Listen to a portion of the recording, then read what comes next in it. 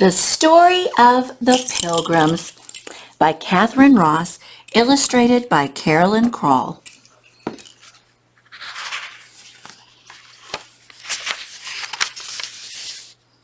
Once upon a time in the land of England, there lived a small group of people called pilgrims.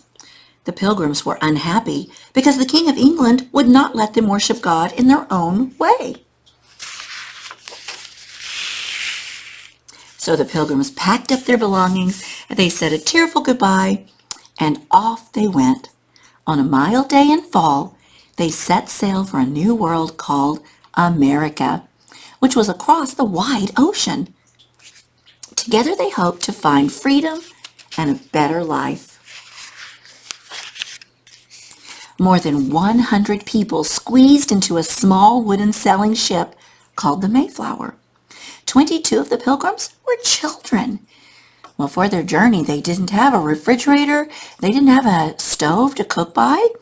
So they had to eat a lot of hard cheese, bread, dried beans, and salted meat, which is like jerky. Day after day, the pilgrims saw nothing but the endless ocean and sky, except every once in a while they'd get to see a whale. On and on they sailed, but after 66 days at sea, they heard the words they'd been dreaming of for so long. Land ho! Near and near to the land they sailed until the water was so shallow they could go no farther. They dropped anchor, and on the land they went. They brought their guns because they didn't know what kind of wild animals lived here. After many days of exploring up and down the coast, they found a deep harbor near some good farmland. Here they would make their home. But they better hurry because winter is coming.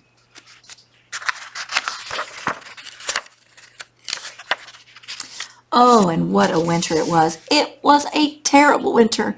It was far colder than they had known in England. Snow and sleet and high winds battered their houses and the little ship. The pilgrims huddled together for warmth, trying to survive on stale food from the long voyage. Many of them became sick and died. By the time spring came, there were only 50 pilgrims alive, and they were mostly children. Then one day, a friend came, and he came in peace.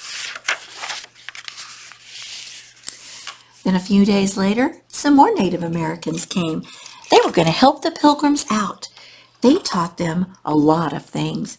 So they made a treaty to be friendly and help each other, helping hands.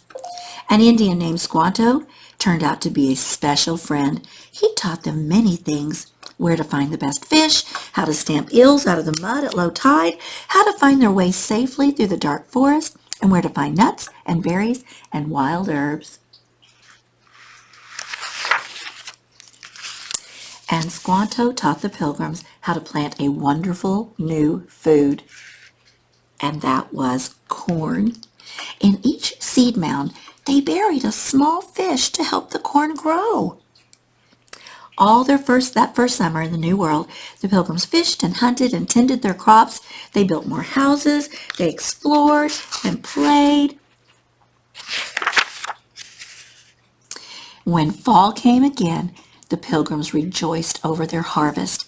Bright ears of corn and fat pumpkins, peas, beans, delicious squash, and green herbs. They felt so happy about their good fortune that they wanted to celebrate. So they invited their friends, the Native Americans, who they would not have survived without, and they had a 3-day and 3-night feast. They played games, they ate together, they danced, and to remember that time so long ago, a time of brave pilgrims and life-saving Native Americans, we continue to celebrate the feast. We call it Thanksgiving. What a time to be thankful. The end.